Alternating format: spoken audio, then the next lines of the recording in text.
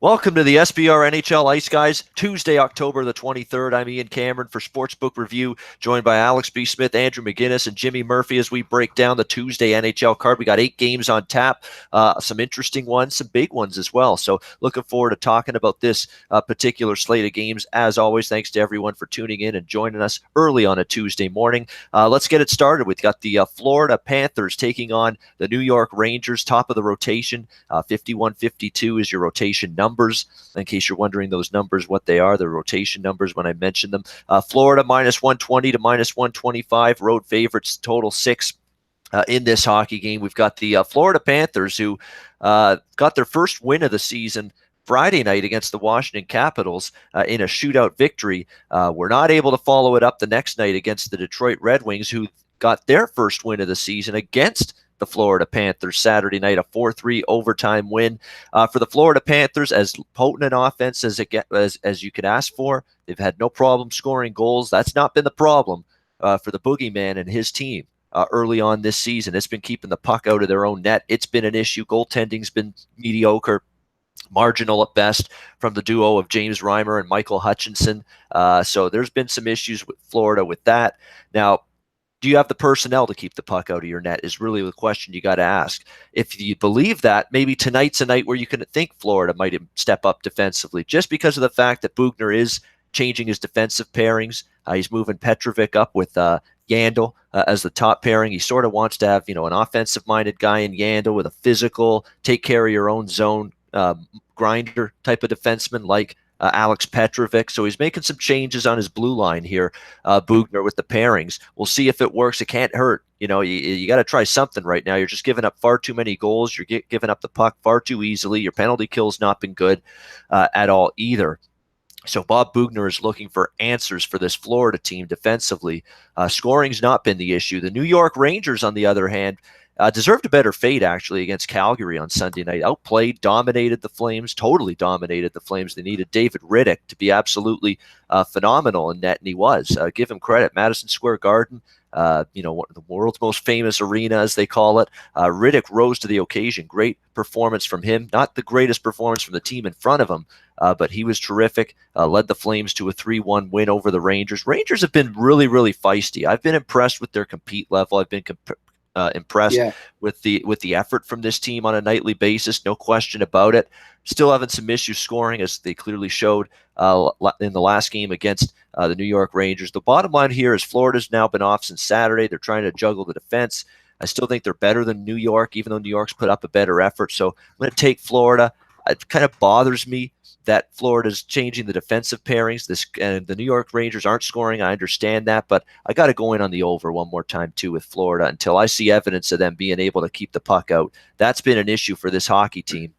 And until I see evidence they can clean that up, that's the way I'm going to go in this game. I'm going to look toward Florida and the over at 6 here in this game between the Panthers and the Rangers. I think it's a good spot for Florida. I still think that maybe they're not going to be as good as I think, but I still think this team's a good team.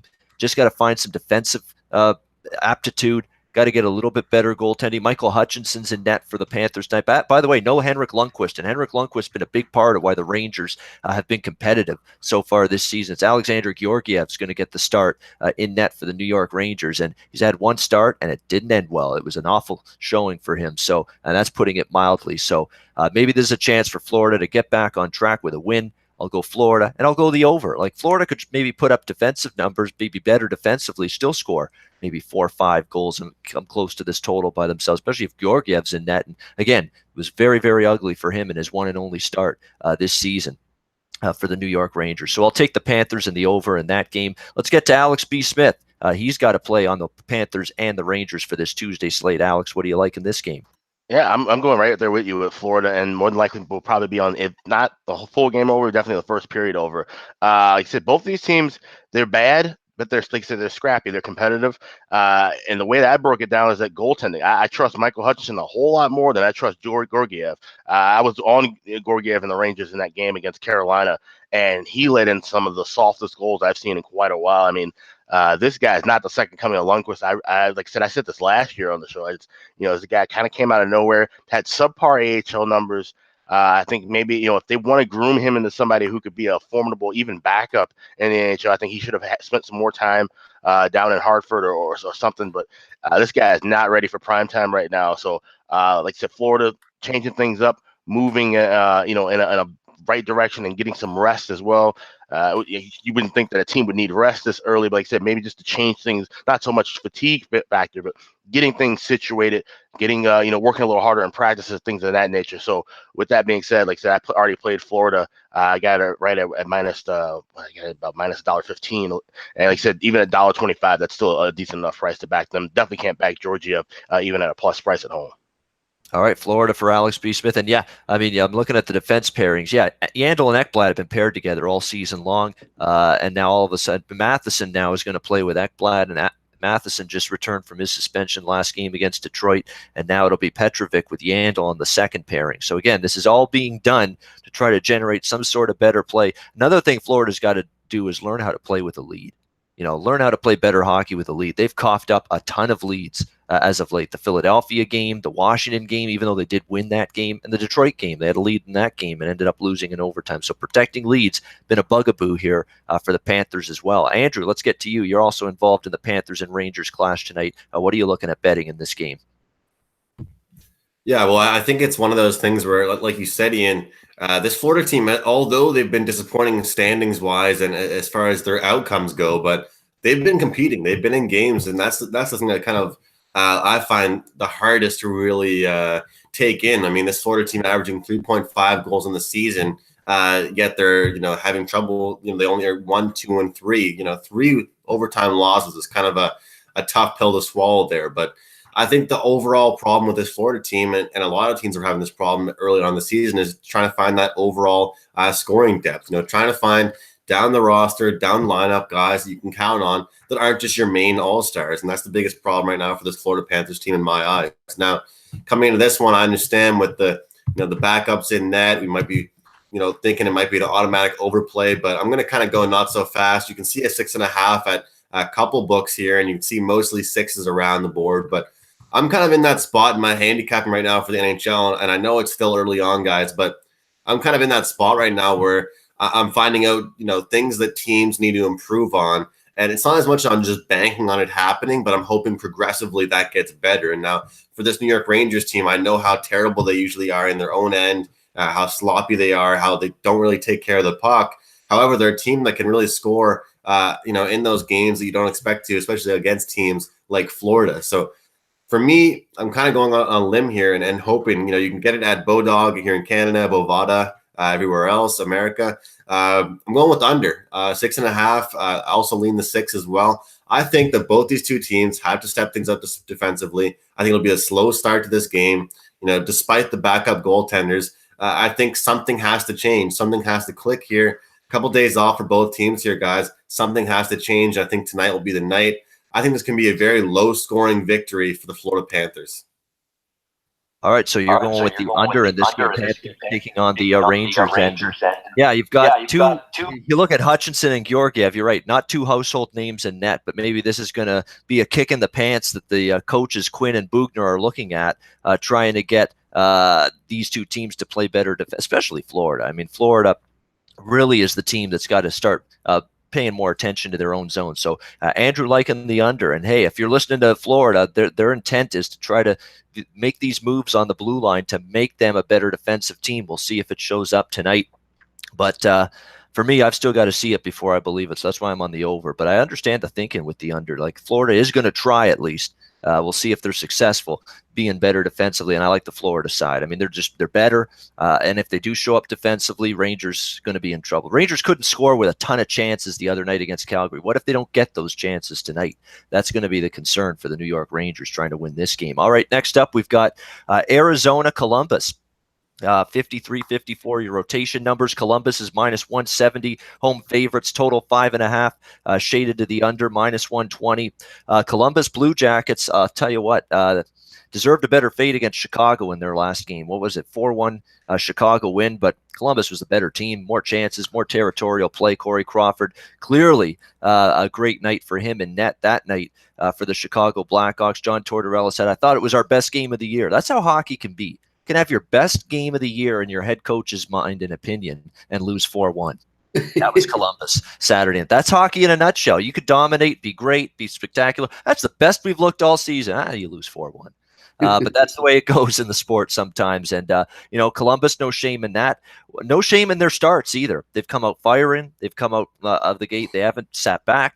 They have a great little trend that when Alex and I talked about this before the show, they've cashed the first period over in all but one game this season. And they're a perfect 5-0, I believe, to the over in the first period at home this season. So they have been absolutely tremendous, this Columbus Blue Jackets team, in terms of that first period over. I'm kind of looking in that direction because I like that first period over with their last couple of games, actually, the Philadelphia game, the Chicago game, with this Columbus team at home. And lo and behold, look who could be making his return for the Arizona Coyotes, his debut tonight. Alex Galchenyuk trying to spark this team offensively.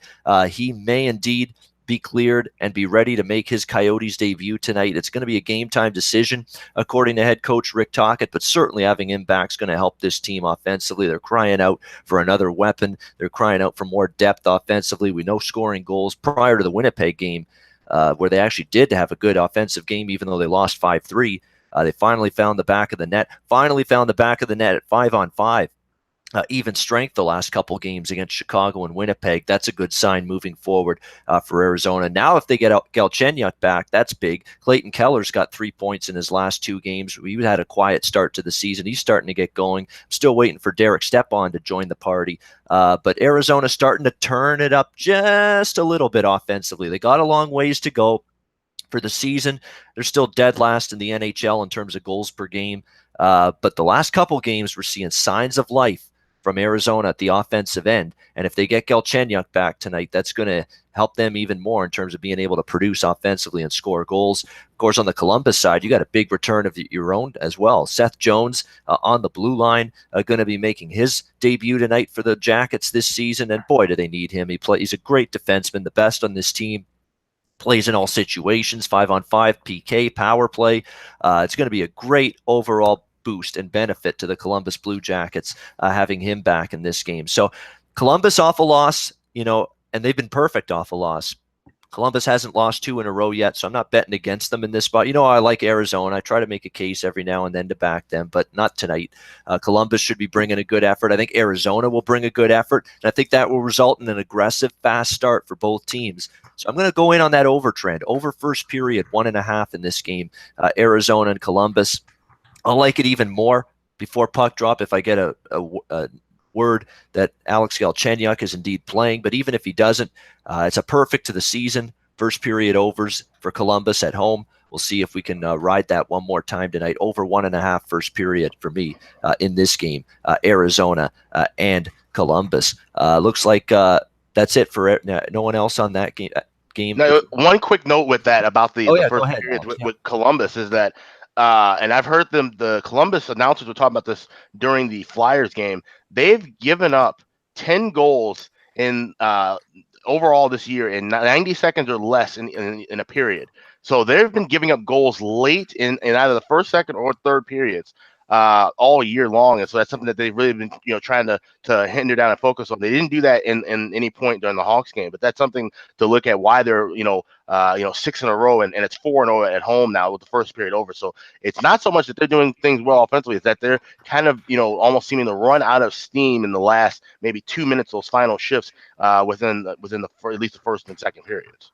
Yeah, definitely. That's a good point. You're right. And we'll see if it keeps up. And again, if Arizona is indeed, and again, 3 goals against Winnipeg, 1 against Chicago, and scored 4, I believe, in that game, signs of life for Arizona, which means that right now you got to look toward maybe Arizona, at least in the next couple of games, especially if Galchenyuk gets back in, and you are going to have value to bet this team over the total. You will simply have value to do that, because they're ticking up offensively. They're going to get maybe one of their best offensive players back in Galchenyuk. If not tonight, later this week, there's going to be value to pounce on Arizona overs while the value's there, because of the fact that they're being basically priced like the worst offensive team in the league, which they are statistically. They're still dead last, like I said, in goals, but that's going to change when they get Galchenyuk back. I really believe that, and it's going to be a boost to this team offensively. So my bet on that game again, first period over 1.5,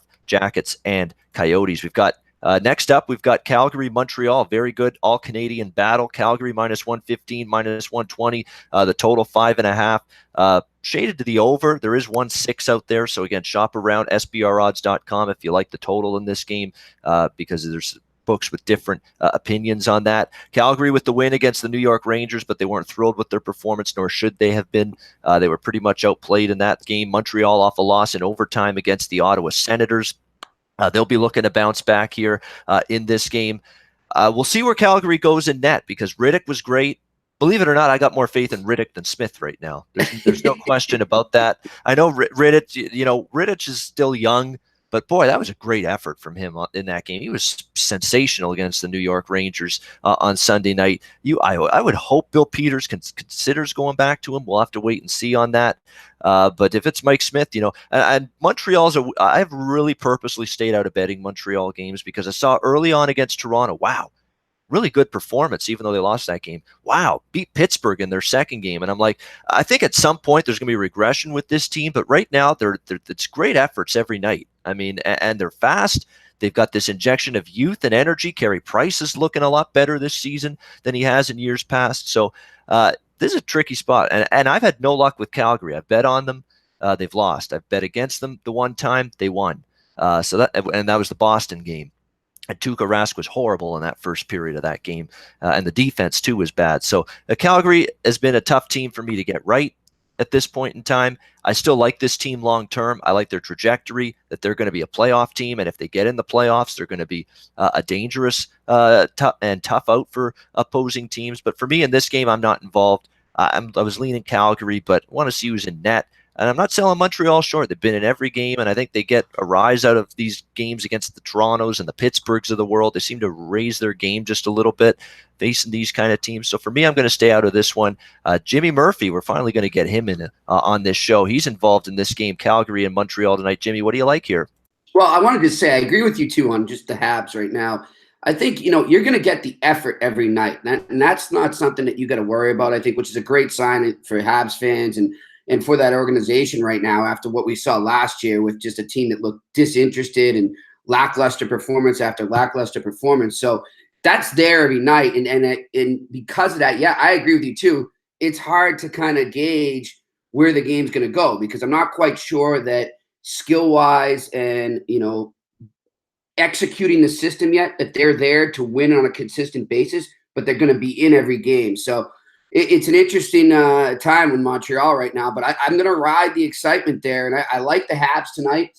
I just, you look at Calgary, they are, and like you said, Mike Smith specifically, they are so Jekyll and Hyde. And they just, we talk about, not knowing what you'll get as a result in Montreal. At least you're going to get that effort. You don't know what you're going to get for goaltending. And let's not let the defense off the hook either in Calgary. I've seen a lot of odd man rushes. I watched the game carefully against the Bruins last week, and they won 4-2. But I mean, that game was back and forth, odd man rush after odd man rush. So they're really an interesting team to see if, as the season goes on, they can maybe get somebody or get the system together, because they have a chance to contend, I think, in Calgary, but they're far from it right now. All right, so looking at Montreal there, and it's funny, if before the season started, before puck drop, October 2nd, you used to say to me, Calgary's minus 115 on the road against Montreal. I'm like, where can I unload my mortgage payment? And right. Where can I just throw the entire mortgage payment on that bet and unload on Calgary? But you're right, I'm a little more reluctant to do that right now, especially again with the solid, competitive returns we've seen every night from this Montreal Canadiens team early on in the season, which Andrew McGinnis is a fan of. Perfect segue to get his thoughts on the Flames and the Habs tonight. Andrew, what do you see from your boys tonight? Yeah, guys, got to continue to be impressed with this team and the effort they're providing, but obviously a tough loss in overtime to the Senators that, I'm trying to overshadow this Canadiens team to do a good start, but can't really argue with the start the Senators are having production-wise anyway. But you know what, guys, I'm going into this game. I'm looking last night and just kind of taking it easy, looking over the games, thinking about what I'll get on today and what I'll talk about here on the show with you guys, and I see a 5.5 for this game, and it almost blew my mind. I mean, I feel like this 5.5 is meant for last year's teams, because right now it doesn't make any sense whatsoever. These teams are both friggin' scoring, and they're making it look easy. Calgary averaging 3.75 goals per game, Montreal 3.43. And honestly, I think it's only going to get better at this point. This team, and I'll continue to say it, guys, whether I sound like a broken record or not, I don't care if you're going to tell me they don't have any all-stars. I don't care if Drouin's supposed to be one of their best players and he's barely producing, or, he's not standing out as much as you want. This team looks more spread out right now than most other teams in the National Hockey League. And that makes them elite right now, because down their whole lineup, somebody can be dangerous any given night. And that's what makes this team so great. I think that's the powerful thing about Calgary as well, is that when you're not getting your Johnny Gaudreau's, your Sean Monahans, even your James Neals, you got to find that depth scoring. And that's kind of what we're seeing right now. And both these teams have tremendous speed. They're incredibly fast, leaving their own end. And that's what a big problem with the Montreal Canadiens were, guys. Last year, the constant turnovers in their own end, trying to get that puck out after a defensive lapse. And right now, it seems like their breakout is almost better than I've seen in really several years. And that's really their biggest thing. You talk about Carey Price having a down year last year. I don't think it's really a down year when you're spending 80% of the game in your own end. You know what I mean? I don't think that's really much of a down year. So coming into this one, I'm really impressed with the way Montreal has looked as far as their breakout. But when I say breakout, I really also mean when you have speed, it also comes with turnovers. And not always just point blank right to the opposing team stick kind of turnover, but kind of just the sloppiness off the boards turnover that can also create scoring opportunities. So looking at this, these are two teams that can capitalize off turnovers, off opportunities like that, and they'll make you pay. And I expect to see Smith and Price, and as much as they're great goaltenders, with these turnovers and with the speed of both these two teams, the passing ability, the power plays right now of both teams, I expect a higher scoring game. So look, when I'm getting a rare 5.5, we're seeing a few 5.5 guys on this board tonight, I'll happily take the over 5.5 in this one. All right, happily taking the over 5.5, Calgary and Montreal, which is minus 130, and that's the prevailing number with that right now. And Montreal has shown that offensive flair this season with, again, Jonathan Drouin's not doing terribly. You got to give this Canadiens team credit. I mean, they've definitely given you a little bit more energy. It's definitely, and I got to give Claude Julien credit. This is a guy that for years and years has frustrated me. He just does not let this team be offensive-minded, creative, use their speed, use their playmaking ability, their hockey vision. Just doesn't allow them the freedom to make plays. He's actually sort of allowed that this year, which is a nice thing to see. I mean, there's been years of frustration where it's all about get back, worry about the defensive end, don't worry about being going forward and making fancy plays with the puck in the offensive zone. You got to take care of the back end. I don't care what you do in the offensive zone. And those days, at least this year so far, it looks like he's relented on that. And Montreal's a better team for it. God bless you. Somebody's got to give that guy credit, man. I mean, people say here in Boston, they still hammer him and say he's stubborn, he'll never change. Claude Julien changes. He adapts. Maybe he took a little too long this last time, but he's adapted in Montreal, and I think the players really appreciate that as well. He does. I mean, you're right. He's letting them, again, have that ability to at least push the puck up the ice, be creative offensively. Yeah. So make good plays, and they have the personnel to do it. Exactly. More this year than last year. There's a lot more speed. There's a lot more youth. I mean, you look at it. Look at how young this team is with your Philip Deneau's, and Gallagher's still not that old, and Max Domi and Lehkonen and Drouin. Tatar even has come in and played well. Kotkaniemi, yeah, he's going through some ups, some downs, but long term, he should be a pretty good player for this Montreal team, considering where they drafted him. So definitely some things to like for Montreal. Alex B. Smith is a full house on this game. Alex also has some involvement with the Flames and the Habs tonight. Alex, what do you like? Yeah, I played the Flames early in this spot because I was kind of thinking the same boat you were in of this is just a cheap price for a team that's doing really well right now. And you look at how many shots they left. Like I said, David Rittich kept them, in the game, kept them, made sure that they won against the Rangers the other night. So I think now the rest of the team, usually when you see efforts like that where the goalie basically steals the game. The next night out, more often than not, you'll see that team rally back and say, hey, we had our guy in net take care of us, but now we got to all work as a collective to play a better game. Like I said, Montreal is playing fantastic. Andrew made a good point about looking at the over with a 5.5 here, because something that you always want to look at, our old buddy Dana Lane always talked about this, is looking at special teams. How is the team doing on the power play, on the penalty kill? And you look at the last 4 games for Montreal, they've scored 4 goals on the power play. They've given up 5 goals on their penalty kill. So if you can get that extra goal, the man advantage, you end up letting in that extra goal when you're a man down. That helps more often than not than the over. So that's something I'll be looking at as well. But I'm already on Calgary. I think Calgary's just flying right now. They have one of the best lines in hockey. You got Monahan and Gaudreau and Lindholm. They've got 14 goals, 14 assists in the last 8 games. That's a hot line to stop. And like I said, Montreal's got some good players going now. So over more than likely would be something I probably will jump on, but I'm already on Calgary. I think we see a better effort from them as a collective than we did in their last game, which should lead to a win. Yeah, there's definitely a good. And wait till they get Dylan Dubé back. I mean, that's a guy that really impressed. The first few games he got hurt. There's another addition for this Calgary team that's going to help them. But definitely, they've got the firepower. Got to tighten up defensively, though. I know Bill Peters. That's going to really not be something he's liking. Giving up 40-some shots the other night against the Rangers. We'll see if they can do that tonight against this Montreal team. Next game, we've got Boston taking on Ottawa. Boston -155, -160. As road favorites. The total 6 shaded to the over, about -115 in this game. The Boston Bruins obviously have been on the road for a little bit, some time, and boy, I mean, for 2 games in Western Canada, a little bit rough on them. 3 games in Western Canada, I should say, very rough on them. Calgary, Edmonton, Vancouver. The Vancouver loss is the head scratcher. I mean, that's a situation where you got to go in and get the job done, as far as I'm concerned. But Boston, let's be honest, and I'm starting to look at this Boston schedule. Early on in the season, they were doing so well, but you look at some of the teams they were beating: Detroit and Buffalo and Ottawa, and they were all at home, feasting on a bunch of softies, little Dairy Queen soft serve action. That was not a challenging schedule. And then you look, and going back to opening night, and they get their teeth kicked in by Washington, the defending champions. So there's some concern starting to seep in here with Boston. Defensively a little bit, as Tuukka Rask, 1 game up, 1 game down. Depth of scoring. You can't always rely on Bergie, Pasternak, and Marchand every single night on the offensive side. So there's some issues that Boston's got to tend to, and Ottawa's a hard out team. We saw it. They beat Montreal. They've been in a lot of games. They beat Dallas last week. Craig Anderson's given them a chance most nights. So Boston, I'm not laying this price with them on the road. Not even maybe here in this game. It's a pass for me, because I think if they're due for a step-up effort.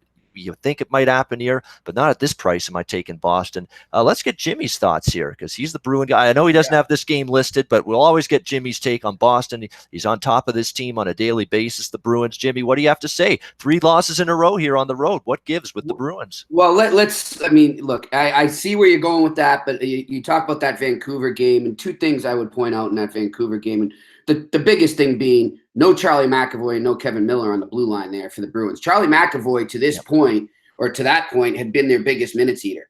And he is really just morphing into a superstar before our eyes here on the blue line. So that's huge right there. That's just a gigantic loss for them heading into that game. Even though they ruled it out, lots of nervousness around this whole undisclosed injury. You got to remember last year, he had a heart procedure for an irregular heartbeat, and who knows, that stuff can come back. So that's something to monitor there with Charlie McAvoy, especially too, according to Nick Kiprio's contract talks have begun. I don't know how much that's going to affect those talks, but that's a situation to look at going forward. But the other thing I'd say about Vancouver is, here we are giving the Habs, and you just gave the Sens, and I agree with it, some credit in the way they put. Hey, let's check the standings, boys. Where's Vancouver right now? They're not too shabby either. I mean, I don't think it's going to last.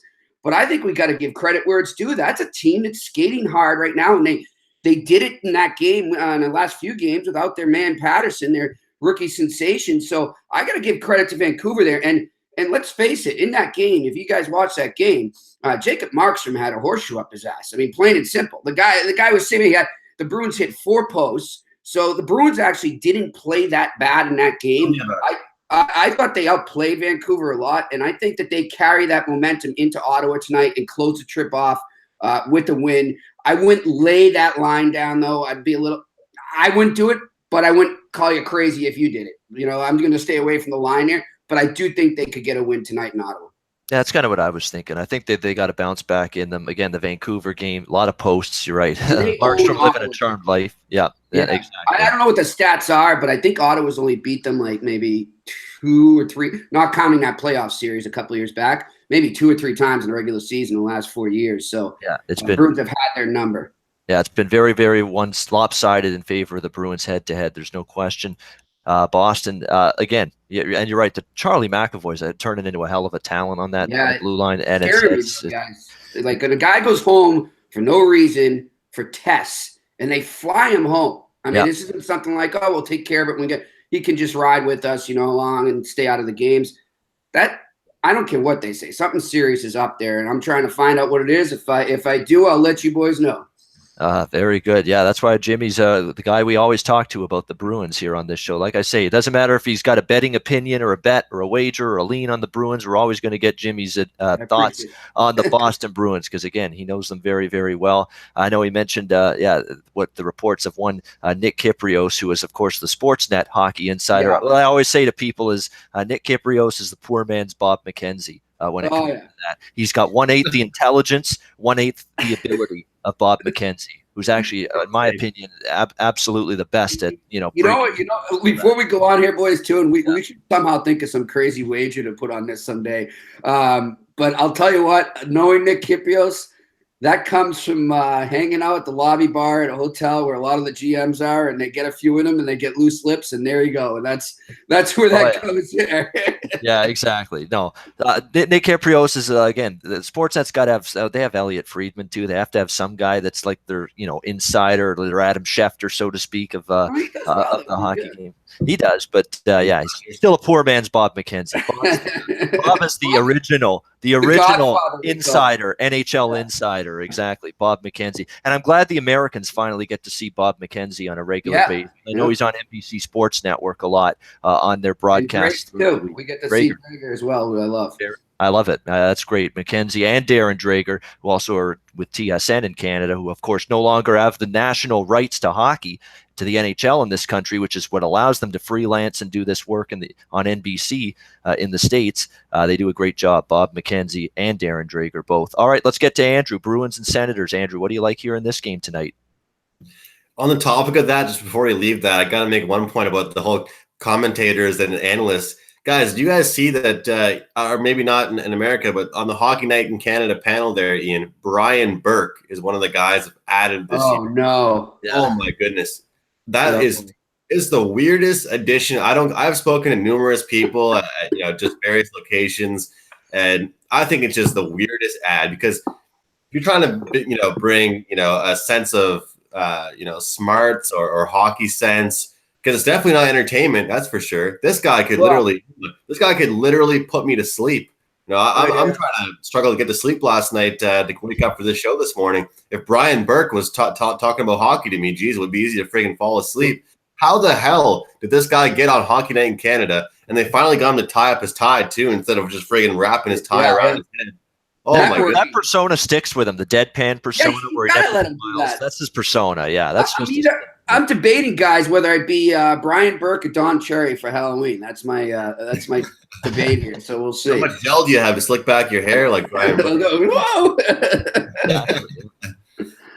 But look, guys, when it comes down to this one, I mean, it's like Jimmy said, just the stats in general. Boston 5-0 in their last 5 games versus Ottawa. But I'll be honest, guys, this Senators team in general and the Bruins in the past couple games, I'm having a decent NHL season, but they're the ones that have definitely roughened up my bankroll a tiny bit as far as NHL season goes. I mean, I'll be honest, I really, really did think that the Boston Bruins would end that road trip on a really strong note. And it's not like they didn't end it on a terrific note, but still, the production that we got out of them isn't what we needed. And we can talk about posts, we can talk about crossbars, we can talk about missed opportunities. When it comes down to it, they weren't able to finish, they weren't able to convert. And I think if you look player by player, line by line, that Bruins team should win. And that's not how it always works. It's not always, on paper, this team should win, this team should win. So boom, they're going to win exactly. But I thought the effort wasn't there. To be honest with you, I thought that the line that I was going on about all day long was not the best line in hockey that night. I think we should see a bounce back tonight. I mean, guys, like Jimmy said, respect for saying that about Vancouver. Jimmy, I'm going to say it about Ottawa. We got to give credit when credit's due. And I think that when it comes down to this, guys, a lot of times if you don't have pressure on yourself, and I truly believe what I'm about to say, guys, a lot of times if you're a team that does not have any pressure on yourself, like the Ottawa Senators, like the Montreal Canadiens, realistically, even like the Vancouver Canucks, you literally can start the season, playing tremendous hockey. Who knows if that sticks, though? How long will this last for the Ottawa Senators until people are like, hey, geez, this team isn't, that shitty. They're not that bad. And then you start taking them seriously. You start planning ahead for them more. Let's face it. Are coaching staffs preparing more for games against the Ottawa Senators or games, maybe like the Pittsburgh Penguins or the Toronto Maple Leafs? It's like Dana Lane used to say, are teams waking up in the morning more excited to go to play Ottawa, or they're more pumped and prepared and focused and gelled up to go play teams, that are top tier in the league? And I truly, truly believe that, guys. And that's one of the reasons why, teams are struggling against the Senators, because their speed is just literally hitting you. They're like, oh, wow, this team's actually a decent hockey team. No matter what, in the NHL, you're going to get a competitive fight every single night. But I think, again, the depth of this Bruins team has to come alive. I understand, Jimmy mentioned the injuries on the back end, the blue line. That shouldn't really affect the forwards as much. I know they like to push the pace no matter what the position. Again, like you said, Jimmy, the odds we're getting aren't really the best in our favor. They're pretty high, but you know what? I got to take the Bruins here. I mean, the Ottawa Senators have been looking good at home. I actually had a buddy talk me into yesterday going to see them play Pittsburgh in a couple weeks here. And, I was hesitant at first. We got a decent price on a flight. And I was like, at first it was like, hey, Ottawa sucks, but now they're kind of coming along and be decent to see them. But you know what? They're looking all right at home, but they're not going to be able to take this Bruins team. This Bruins team, when they're pissed, is a good time to back them. And, if I get screwed by the Bruins again here tonight, guys, I'd have to take a little break off from the Bruins. But I think a big bounce back performance carries through. And like you said, Jimmy, they were competitive in that game against Vancouver. Hopefully that carries over to tonight. All right, looking at Boston, Andrew, as well in this game. Bruins taking on the Senators, and we'll see if they can salvage a win here on this what's been a tough and treacherous road trip for the Bruins to this point. San Jose, Nashville next up. We got a good Western Conference clash here. Two teams that are expecting to do significant damage come springtime in the postseason. Nashville minus 130, the total 5.5, pretty much across the board. We're waiting for San Jose to click. We're waiting for San Jose to get rolling here on all cylinders. Are they showing signs of that because of what they did over their last two games at home? Potentially, but we still got to see more. And we got to see it probably against some better opponents. Well, here's their opportunity. They're playing a Nashville team that is really playing excellent hockey to start this season. They've been absolutely spectacular. Nothing not to like about this Predators team. We know they've got enough scoring up front. I don't think they have quite the depth forward-wise, but they've got just a stacked blue line, and you can go a long way with a blue line as tremendous as theirs with Subban, Ekholm, Ellis, and Weber. And it's definitely a situation where Nashville is a team that is definitely right now a force to be reckoned with. There's no question. They're playing great. Let's see. San Jose's got a little mojo back. That was not a great road trip they had. They got home. They took care of business, but now you got to go on the road. You got to face this Nashville team. Going to be tough to see. Tough challenge for them. We'll see if they can get it going. Erik Karlsson still hasn't really hit his stride too with the Sharks. There's no question about that. Martin Jones has not really been consistent game to game. They've had a couple injuries to deal with as well. So San Jose, and again, with so many different with changes in the offseason, that's going to take some time to gel. There's no question about that. But for me right now, I'm going to just sit back, watch this game, observe it, see what happens. But very good test for the San Jose Sharks because, again, beating quality opposition has been a problem of theirs so far this season. And boy, beating Nashville would certainly be a quality win for San Jose on the road if they're able to get it tonight. But a very fascinating game. Nashville Predators, again, doing what we expected them to do. I think everybody expected them to be one of the best teams in the Western Conference. Certainly they've done nothing to debunk that thought process so far early in the season. Jimmy has an involvement in this game from a betting perspective. San Jose, Nashville, and Music City. Jimmy, what do you like here in this game? Well, guys, this is actually the game I did, my feature free pick game for SBR, and I got Nashville and the under in this. I'm getting on that UC Saros train right now. This is his time. Pekka Rinne goes down. I mean, look, guys, let's face it. Yep. There's a reason that Nashville hasn't locked up Pekka Rinne yet. He's going to be a UFA next July if he reaches it. But I think there's a reason they're kind of taking their time there because I think they think Saros is their guy. And so far, he's proven he can be at 4-0-0, and I think that continues tonight. I like him with the win there, and I also like them keeping it under. And I think Nashville right now is just one of these teams, like, yeah, they're winning the regular season, but you watch, they're going to pace themselves, and they might hit some bumps where it looks like, oh, boy, they're struggling, but it's more I think they're pacing themselves because they learned last year, and they've learned like so many President's champions have that winning the regular season title doesn't really mean anything. Well, I guess it does in Nashville because you hang the banner. The hell that was. But I like this tonight. I like Saros to go on a little run. I think we should follow the under with the Predators with him in net because I think he's going to be keeping the puck out a lot. All right, Nashville and the under for Jimmy in this game, side and total. And yeah, this is Saros' opportunity. Go and grab it. Because can you lose your goaltending spot to injury? That's the question. Because if Saros plays really, really well for Nashville during this time with Pekka Rinne out due to injury, what does Peter Laviolette do after that when Rinne's ready to go? I think he is actually one of the coaches that may actually stick with Saros if he's playing really, really well like this, even when Rinne, because Rinne's older. And Rinne's next injury is probably right around the corner too. I mean, this guy has got nowhere to go but down. You give him credit. He fought through 2 years ago when they went to the Stanley Cup final. I thought he was done as a number one goalie because he had such a tough regular season. He found it in the playoffs, but it was back to the same old up and down Pekka Rinne last year. He was abysmal. He was abominably bad against Winnipeg in that playoff series last year. He's like a Western Conference Tuukka Rask. A little bit, yeah. Well, Pekka at least is even older than Tuukka. That's the issue. Yeah. Pekka's had even more injuries than Tuukka, so it's even going to be a tougher road for him. To stay on top as the number one goalie there in Nashville. But yeah, you got to look at this for Saros as I got to really dig down and maybe just be fantastic during this stretch of games without Rinne, because I could maybe go a long way to maybe making my coach make me the number one even when Rinne comes back. It's something that's definitely in the back of their minds. And you're right, San Jose, the wins they've gotten, they've not been pretty ones, and they've not been against the greatest of competition. So let's see what they're going to do here against Nashville. I think San Jose will be very good in time, but it's clearly true in the first month of the season. This team's going to take time to gel. There's no doubt about that. Anaheim, Chicago. Next game, Chicago minus 140 at home. Total 5.5 shaded to the over. Chicago got outplayed over the weekend badly in both games, but they ended up 1-1. And believe it or not, they'll take it. They should have lost to Columbus, but beat them 4-1. They should have lost to Tampa and did get beaten, and soundly, for that performance against the Tampa Bay Lightning on Sunday with Cam Ward in net. I feel bad for Cam Ward because, he is what he is at this stage of his career. His best days were 10 years ago, but that defense in front of him was shockingly bad. It was horrendous. It was just pathetic, really, from the Chicago Blackhawks defensively Sunday night against the Tampa Bay Lightning. They didn't give Cam Ward a chance, basically, in that hockey game to succeed.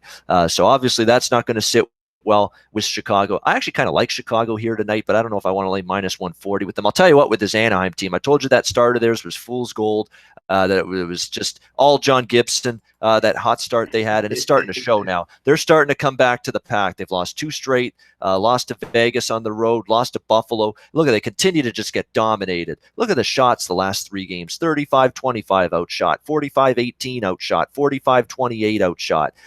Finally, this team and their bad tendencies, their bad habits starting to catch up to them. They're very banged up. They've been without Corey Perry all season. Andre Kosh hasn't played a game. They did get Ryan Getzlaf back recently, but now Jacob Silverberg's out with a finger injury. It's just one injury after another. Carter Rowney, an upper body injury. So it's a banged up team. It's a team that's been dominated most games. It's a team their wins have come mostly thanks to John Gibson. I don't want Anaheim here. I don't trust them one bit. Lean Chicago, but again, minus 140 on their side is not the price I love with them. But if I had to bet this game, I'd lean Blackhawks. Let's get to Alex B. Smith, resident Blackhawk fan. Ducks and Blackhawks tonight. Alex, what do you got to say about this one? It was an absolutely horrific weekend to be a Blackhawks fan. Like I said, they got lucky and got the win against Columbus, which a team that they've played well against, but then they come around back home on a Sunday night. I've mentioned this on this show forever. I've mentioned on Twitter for years. The Hawks at home on a Sunday, they've played horribly for years and years, and there's really no rhyme or reason to it. But one of the worst games I've seen from them in quite some time. 55 shots allowed. They only give up 6 goals. That was a miracle, though. They should have really allowed 10 goals, if not more, in that game.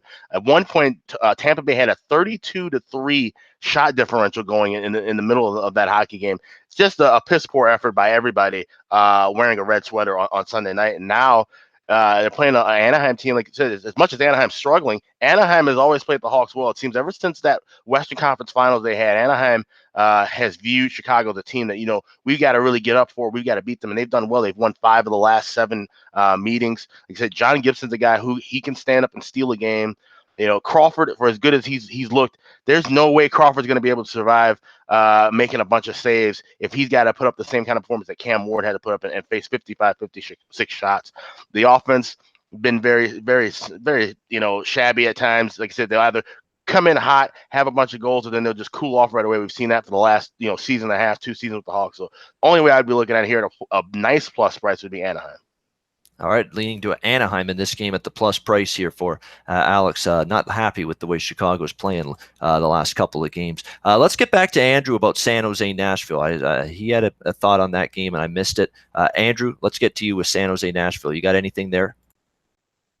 Yeah, no, sorry to backtrack, you guys. It was just a quick small thing here. And coming into this one, I thought that, I agree quite a bit about what Jimmy said in this matchup here. What we're getting, this is kind of a first real wake-up big test here for the San Jose Sharks, and I think they'll fail miserably. I think that until we can really see what this team is capable of doing in these big spotlight games here in the Western Conference, because we know they've been so talked about, we know they've been so highly spoken about through the entire season so far, or at least before the season started, especially after picking up Karlsson. You got to wonder when the production can become consistent with this team. And I think, as far as this Predators team goes right now, guys, their biggest thing right now is just getting, defensive stops and kind of having that great defensive performance, because I know how reliable they can be when they're really clicking on offense with Forsberg, Johansson, Turris, Arvidsson, Nick Bonino. I mean, Colton Sissons on the 4th line. I mean, guys, this is a team that I always talk about depth, and I think I overuse that word way too much. But this is a team that whenever I look at their roster, whenever I look at their line combos, it makes me think, wow, how is this team not being putting up like 6 goals a game? They're up there in the NHL as one of the top teams as far as talent goes in my eyes. And I think that when you're seeing a 5.5 total, guys, I'm not saying I just jump on all the 5.5s now. Between these 2 teams, you got to look at it. You got to look and think this will be a high-paced, high-fast kind of game, lots of shots, and there's lots of talent out there, plain and simple, and it's a big game. And I think that Ian and I have talked about this over the past year and a half where, in the past, big games used to kind of mean lower scoring. Now big games tend to mean higher scoring. And I think that it also means big games, they get off to a good start. There's no kind of slow starts and thinking twice about anything, trying to be careful. There's no careful, there's no hesitancy. It's just getting off to a huge start and taking chances, taking risks, taking lots of shots. And as far as the whole UC Saros situation goes, just real quick, Jimmy, you mentioned how he's that reliable spot, and yeah, I love the comparison to Tuukka Rask. I love it because he's that guy that he can be so great, Rene, but then all of a sudden sometimes he could just let out the worst rebounds and really scare you. And Ian, you mentioned how an injury can maybe impact a starting goalie's position, and I think the goaltender position is one of those ones where unfortunately it can happen the most, and it's sad to see, but it's also next man up mentality, and that's how it has to work. It kind of reminds me of what's happening right now in New Jersey. I was watching a little behind the scenes video last night about the Devils and the whole Corey Snyder and Keith Kincaid situation, and that's kind of going to start to unravel a little bit as the weeks roll on, because Kincaid's obviously looked tremendous. So moving forwards, I think Saros is a great goaltender. He'll put up a great performance tonight, but I do think they go over the 5.5. So I agree with the Predators, and I'd have to go over the total of 5.5. All right, we've only got a couple minutes left, so we're going to go hurry through these last two. LA Dallas, no line on this game, and that's okay because I got no opinion on this game whatsoever. Two teams that are terrible right now. LA's lost 4 in a row, can't put a puck in the ocean. Dallas is struggling. They can't even score the last 3 games. They've struggled. I guess if you had to ask me if I had to give a lean, I trust Dallas at home more than LA on the road for sure. LA's really looking bad the last few games. I don't want them. Maybe a lean Dallas, but it'll be a pass. I will not have a wager on this game. Two teams can't get out of their own way right now, Kings and Stars. Pittsburgh, Edmonton, last game on the card. Pittsburgh minus 125, total 6 shade to the over. I'll be on Pittsburgh here at minus 125. You look at Pittsburgh, they've been off since that Toronto game. They committed to playing better defensively. They actually trapped Toronto, believe it or not. Not a full-on trap, but they clogged up the neutral zone they did in that game. It was incredible to see. Matt Murray was phenomenal. For what it's worth, he looked great in practice. He was great in the Toronto game shutout win. He was great in practice yesterday, apparently. Pittsburgh is a spot-picking team. They choose when they want to show up. The games against Vancouver don't interest them. Games against the dregs of the league don't interest them. You get them against a Toronto, they show up. You get them against Edmonton when everybody's talking about, oh, McDavid's now going to pass by Crosby as the top best player in the league in the sport. That gets Pittsburgh fired up. They're going to play well tonight. They've owned Edmonton. They've won 4 straight trips to Edmonton as well. Pittsburgh minus 125 for me. No problem laying that price. I think they've recommitted themselves to playing better in their own zone, to stopping the turnovers. And I think the formula for success they used against Toronto, something they can use here against Edmonton. And Edmonton, give Edmonton credit. They came back to beat Winnipeg. The Boston game was a bad spot for Boston, but got shut out by Nashville. Ty Ratty's out now due to injury. He was playing pretty good, that guy, for the Oilers. So, Edmonton's finally not playing a team in a bad spot like the last couple of games. We'll see how they do, but I like Pittsburgh. Jimmy, Pittsburgh, Edmonton, what do you got? Yeah, I mean, I think this game could go either way. I think we're in for a great one today. I'm looking forward to hopefully trying to watch some of it. Obviously, we got some kind of other game going on here in Boston tonight. And not the Bruins. But I'll tell you, I like the over in this, even though, like you said, Pittsburgh's played some good defense in the last few games, especially in that one in Toronto. I just see Sidney Crosby and McDavid going. It's going to be like one of those old, Michael Jordan versus Larry Bird, or, you name it, one of those tit-for-tat battles. And I think that I like the over. I like it going over 6. I like a very fun game to watch. And if you have a chance, I'd tune in. Yeah, Pittsburgh right now, and last season too, and even maybe the season before, they're like Golden State of the NBA in the regular season. They decide when they want to show up. They decide, which games fire us up, which games really get us interested and motivated. And I think this game does, and Connor McDavid on the other side does. And when they get motivated, they showed against Toronto, they can still be pretty capable. So, yeah, I like Pittsburgh there, and they've owned Edmonton in this building. All right, let's go to best bets to wrap up the show. Alex B. Smith, best bet. Yeah, going with Columbus and Arizona first period over. You can get it at minus $1.05 at a couple of spots. They said Columbus 6-1 in the first period over in their first 7 games, 4-0 perfect at home. Like I said, they've been having issues giving up goals late in periods. So I think that trend continues. They should be able to score 1, give up 1. That cashes it first period over for Blue Jackets and Coyotes. My best bet. All right, Arizona, Columbus over first period for Alex. Andrew, best bet. Yeah, give me the over in the Habs game, 5.5. You can, there's some places 6, some places 5.5. Shop around SBR odds.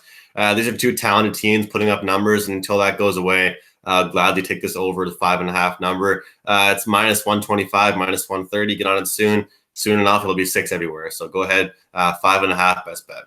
All right, Calgary, Montreal over 5.5 for Andrew, his best bet. Jimmy, what do you got for us for best bet?